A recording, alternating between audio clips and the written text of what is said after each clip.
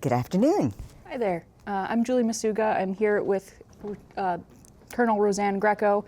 We're here to talk about nuclear weapons today and why that's scary and relevant to Vermont. I have been working on the F-35 issue for almost 10 years now, the better part of 10 years anyway, and I'm a professional researcher on issues of energy, and a lot of that ends up overlapping with things like Department of Defense. As we'll get into, I'll be telling you a bit about the nuclear weapons that are potentially stationed here in Burlington, Vermont, as well as their connections to Project 2025 and what the man in the White House is trying to do with things like F-35s. And I'll hand it over to Rosanne for now.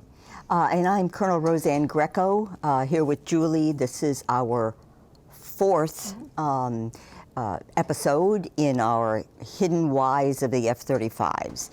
And today it's going to be about the nuclear capability and the nuclear consideration regarding the F-35, especially here in Vermont. But we're going to be probably touching on some bigger issues about nuclear weapons and nuclear targeting in order to put it into context. So I'm going to toss it back to Julie, and then when we come back to me, I'll tell you why you should be listening to me, shall we say.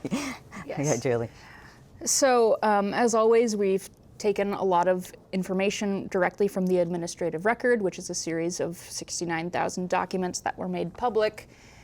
These are all documents that were related to the environmental impact statement for the F-35 coming here to Vermont. And so we didn't expect to find anything about nuclear weapons in these. It was not something we were looking for. It just wasn't on our radar because we didn't expect anything to be, we expected it to be scrubbed well enough that we wouldn't see the word nuclear, but we did. And so I'll share with you a few things that we found. There was a document, AR 41811 through 41816. Again, we can share any of these documents with anyone who would like to see them. This was on July 1st of 2010, and the Air Force was asking, I'll skip the jargon, they were mentioning that for Burlington, they needed, quote, ability to hire civilian nuclear expertise from the local area. So saying, if we're gonna base this in Burlington, then we need there to be local nuclear experts there. They didn't say much more than that in the document, but there were a few others. Another was an email exchange between Vermont Air National Guard and Air Force headquarters. They're talking about, we haven't talked about the nuclear capabilities of the F-35A yet, so this may take us some time. We're asking about it. So again, this was back in 2013, so this was quite some time ago. And Captain Gookin from Vermont Air National Guard said, I will work on a neutral statement for your review just in case. So really, again, kind of unclear, but definitely not saying, no, there's not going to be nuclear weapons here. The third link is a little bit more damning. We've mentioned this document before. It is a 7-page paper produced by Vermont Air National Guard, probably by the Public Affairs Office in 2013. We believe they were coming before the City Council, and they were writing down a series of questions that they, quote, hoped they didn't get. And one of those was, question 5, where are you planning on storing the nuclear weapons that are part of the F-35 arsenal? So after seeing these, that raised a lot of alarms for us, and we began to investigate, okay, well, do we think that nuclear weapons will be coming here? And Rosanne will give you some of her credentials soon, but I spent a couple of sleepless nights after she told me, you know, if this is we found that the F-35 is built with a requirement to carry a nuclear payload, or a requirement to be able to carry a nuclear payload. It has to be nuclear capable. Across the board, it's part of the nuclear triad, which Rosanne can definitely get more into, but it has to be able to carry this bomb. And she told me you don't store your gun and your bullets in 2 different locations. So if the nuclear... In the same location. In the same... Okay. Yeah. Right, yes. Yeah. You don't store your gun... Yeah. So if the F-35 is here, being the gun, the nuclear weapon delivery system, then in all likelihood, they'll never tell us, but the nuclear weapons would likely be stationed here. Why would they stop somewhere else, then pick up the nuke, then go drop it on whomever? So I think this would be a good time Yeah. for you to get into Right. why we should be listening to you. So I served 30 years on active duty in the United States Air Force, and I retired as a full colonel. Most of my career, well, all of my time in the Air Force, I held top secret, sensitive compartmented information clearances called SCI, and some clearances whose names are classified. I can't tell you what they are. All right. So I had those clearances. I was in strategic intelligence. I was part of the intelligence community, and my specialty was nuclear weapons, strategic nuclear weapons, meaning the big ones. Because we have strategic nuclear weapons, as does the enemy, and tactical nuclear weapons, as does the enemy. My specialization were in the strategic nuclear weapons.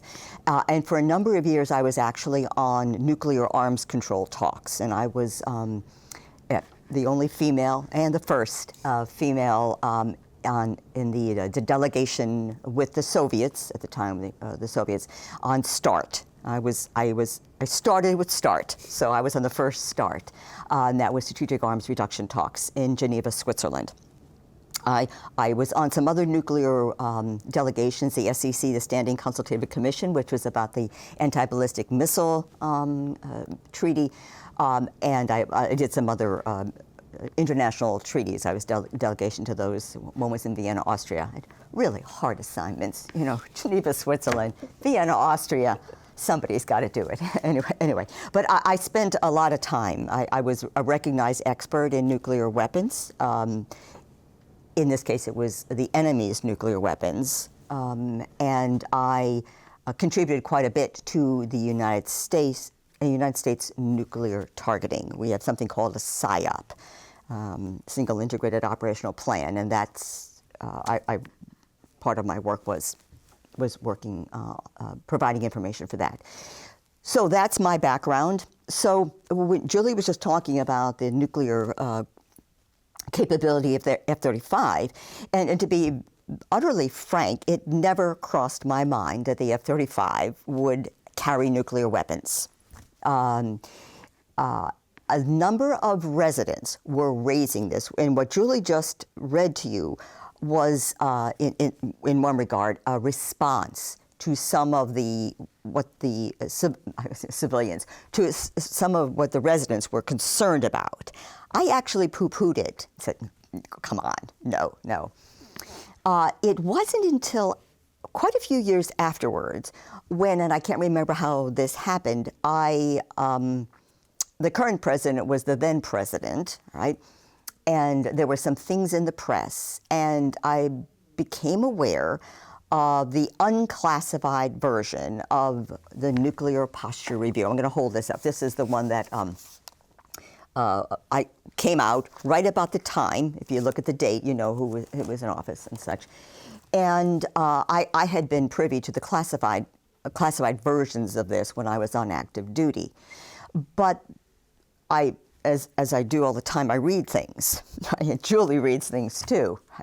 And it really startled me, to be honest, because I was unaware that the Department of Defense and everything we will be saying here to you pretty much comes verbatim from this Nuclear Posture Review from the Secretary Mattis, who was the DOD head at the time.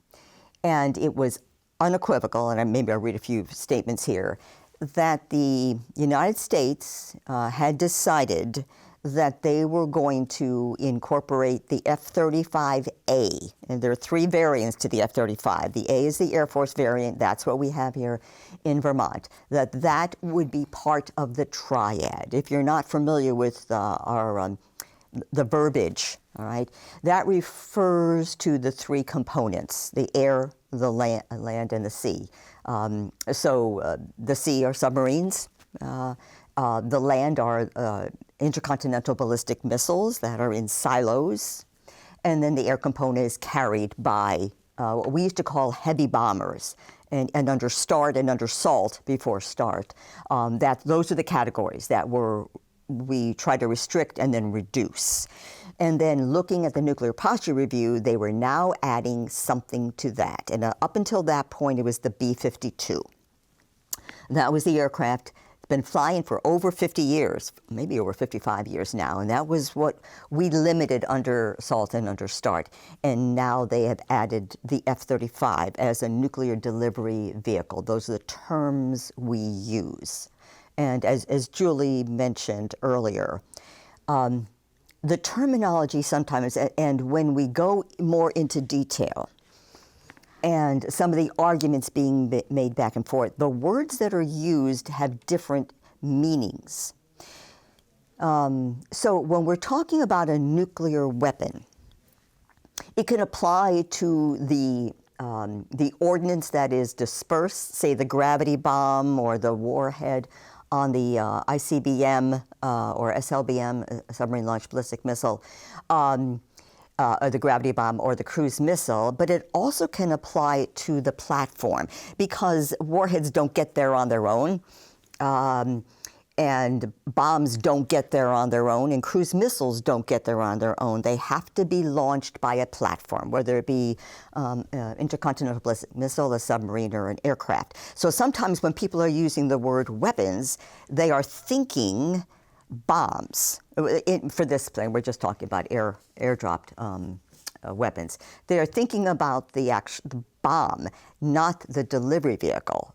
But so they're saying they'll never store the weapons here, but they're thinking the bombs won't be stored here. And actually, that's probably correct. As Julie was saying, from a targeting perspective, you do not want to have your delivery vehicle with the ordnance at the same spot because, one strike will take out both. When we're talking about the F-35, because it has a short range, which was actually used by Senator Bernie Sanders to sabotage an effort we had to try to ban nuclear weapons in Vermont, he was using the word, well, it's short range, so it can't reach its target.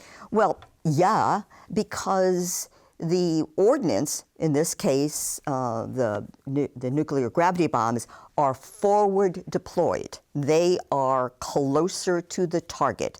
So the F-35 would leave Vermont, or wherever else it's based, forward deploy to this location, and then upload the ordnance, and then go to their target. So we have to be careful of the words because they have been used against us. And it is in all likelihood that the bombs would not be stored here in Burlington.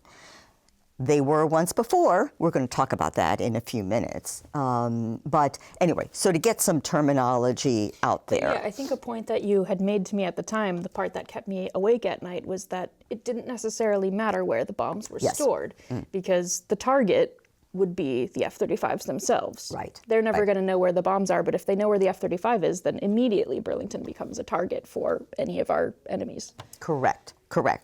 And we're going to talk about targeting. All right, and that's the part that, well, gosh, I did nuclear war and nuclear war planning for so many years. We have those of us that did this have a lot of gallows humor. I don't want to go into it, but when you're dealing with these kinds of things, you're dealing with catastrophic, potentially annihilation of cities, continents, countries, continents, and maybe the world. And so I may seem blasé when I talk about this, but in order to make it through the day, you do an academic discussion of this in the hopes, well, you don't think about the fact that, this could happen. So I think I want to talk a little bit about the targeting, but first I think it's important that maybe we go a little bit more into what is the platform, the F-35A, how it was incorporated, and then what is the bomb that has been specifically developed for the F-35A. They have upgraded the other gravity nuclear bomb to fit the F-35A. So I don't know, Julie, if you wanted to speak any more about the 2025. Sure. To give a little context, again, like, why are we talking about this now? It's kind of more relevant now than it's ever been. I've spent some time, as Rosanne said, we both read a lot, not usually super fun things, but I spent some time reading the Department of Defense and Department of Energy sections of Project 2025 to try to figure out, what are we in for right now? And what I found was pretty alarming. I will just read a couple of passages that I found from Project 2025. They talk about our ability to, quote, our ability to prevail will rest on our ability to develop new technologies and move them into the battlefield more rapidly than our adversaries can. And they talk about accelerating prototyping. So basically, they want to make the biggest, fastest, loudest things they possibly can, F-35s and their bombs. And they want to do them with as minimal testing as possible. They want them out there as fast as possible. So first, in my brain, I was just like, oh gosh, this is going to be incredibly unsafe for our own soldiers. But then they go on to talk about specifically the F-35A, which again was what we have. They talk about they want to increase F-35A procurement from 60 to 80 per year. I don't know how much they're making now. It's not nearly that much, but they're incredibly expensive. The helmet alone is $400,000, and that's not even adjusted for inflation. Yeah, I think the aircraft itself right now is about $100 million for one aircraft. I think that's what it costs to produce. That's not what we pay for it. Pierre Spray, who has passed away, unfortunately, was an expert in this. And he said, once again, it depends on what question you ask. How much does it cost to make? And I think it's about $194 million to $100 million, all right? But what is Lockheed Martin selling it for? Right. That's a very different price and much higher. And also, what does the maintenance cost on it? Right. And that's where you get 150 to 200 million when you put everything together. So here in Vermont, we have 18 or 19 of them. We have 20, I think. Oh, they upped it. Okay. Yeah, 19 here got here first when they first came here. Yeah, that's right. Yeah. So there's about 20 or so here, but they want to up the procurement of them to 60 to 80 per year for, I think, the entire United States. So that is just an absurd amount of these bombers, and they're going to try to find places to put them. The most startling thing I saw was they, quote, want to reject the ratification of the Comprehensive Test Ban Treaty and indicate a willingness to conduct nuclear tests in response to adversary nuclear developments, if necessary. So I don't know how much context I need to put that in. It's they don't want there to be this treaty that would, hinder our ability to test nuclear weapons whenever we wanted. And they basically just want to flex on all the other countries and say, hey, look, we're ready to drop these on you whenever we want. They want to maintain 2 production sites for plutonium pits, a key element of warhead production at Los Alamos and Savannah River. And they talk in some detail about sustaining support for Israel and America, even as America empowers Gulf partners to take responsibility for their own coastal air and missile defenses, both individually and while working collectively. So it's all pretty grim. And it gets grimmer. I'm going to read just a few short statements about the F-35. The first comes from the Nuclear Posture Review, and this is in quotes. Mattis was the DOD guy at the time.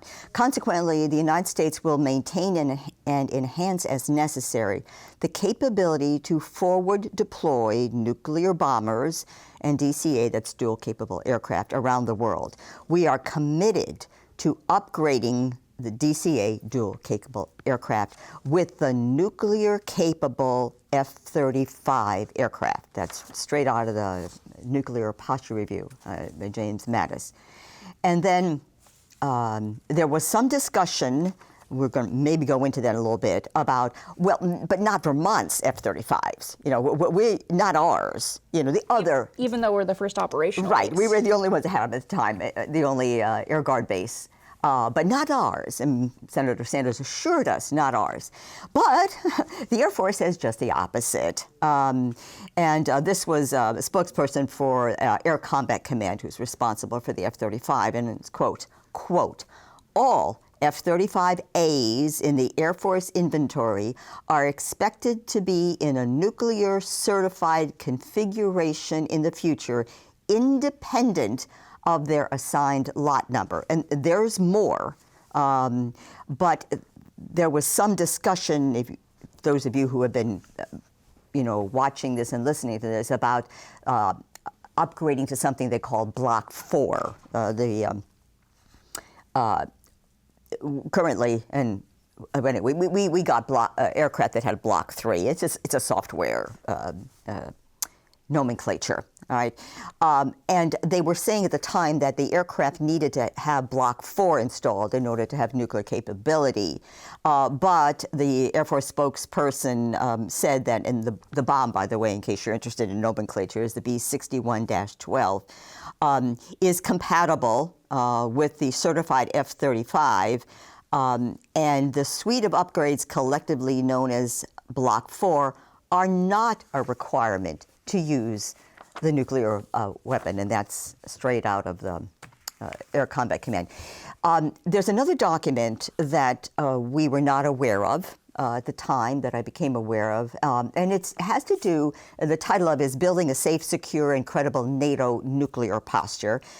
Came out about the same time that the Nuclear Posture Review came out, in case you want to look at the cover. That's what it is. And if you could, if you go through it, it's done by credible individuals, and it talks about NATO's nuclear role, all right? And I thought some of the quick quotes from here would put a lot of this in context. I'm just going to read little snippets, all right? And that is, they're talking about, this was, the publication is 2018, but obviously it was written before that. Talking about the plan, the U.S. plan for its nuclear arsenal. And it says the new type of nuclear bomb, the B-61-12, is the U.S. arsenal's first guided nuclear gravity bomb. I don't want to go to the technology. We're going to get wrapped around a guided bomb and a non, but just leave it at that. Otherwise, we're going to be here for 2 hours. Anyway, the development of this started in 2008. Right? So this was in the works, in the plans all along. This wasn't a, hey, let's put it on the F-35 kind of thing. Let's develop this, all right? The final development phase before actual weapons production now set to begin in 2019. Remember, this was written a few years before that. The first production unit is scheduled for March of 2020. And 3 years later than was initially planned, followed by full-scale production of an estimated 480 B-61-12s by 2025, right? In case you're wondering how much these cost, right?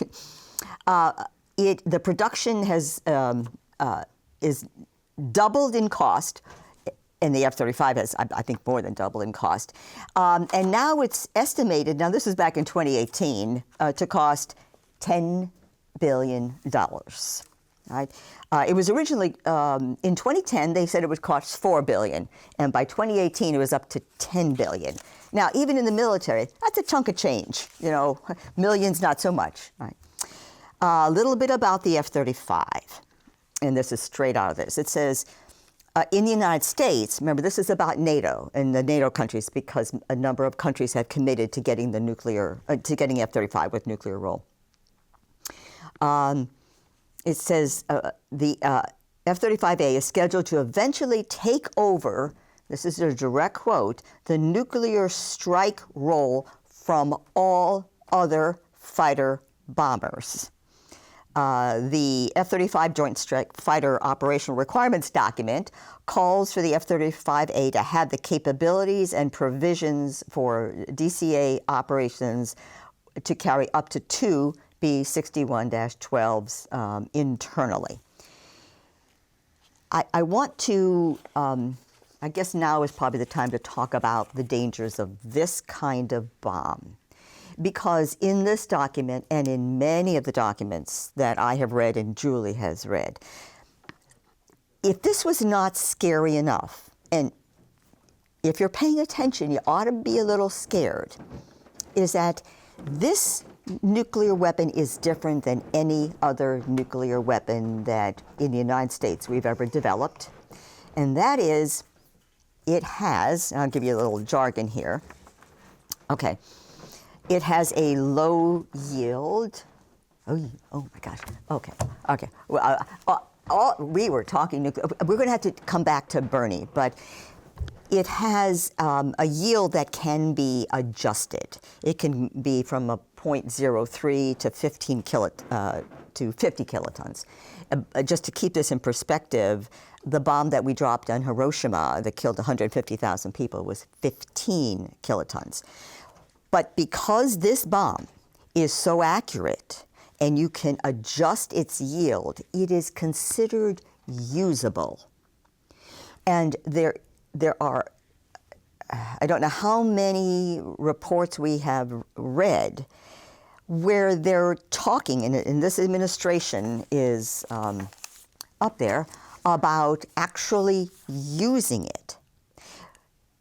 In my experience, using a nuclear weapon was never a casual conversation because of our because of MAD, mutually assured destruction. And I think we probably, because we've been given the 5-minute notice, didn't realize we were talking so long, that mutually assured destruction is based on the premise that you have sane leaders.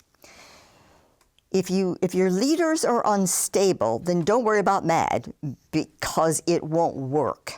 Because the premise is people who are rational and understand nuclear technology realizes that any use of a nuclear weapon can trigger planetary annihilation. That is because it says mutually assured destruction. The premise is if one nation uses it, then the other will retaliate in kind, and then the other will retaliate, and it doesn't take very many nuclear bombs, depending on the yield, to destroy a country or a planet. And yet they are talking about using a nuclear weapon deployed by the F-35A. Let me just end with the targeting, because I think it is very important that our next show, we talk very openly about how our, in particular, Senator Leahy and Senator Sanders, and now Senator Welch, have, in particular, Senator Sanders has sabotaged efforts that many of us have tried to do to ban nuclear weapons, and the F-35 is a nuclear weapon, right, in Vermont, right?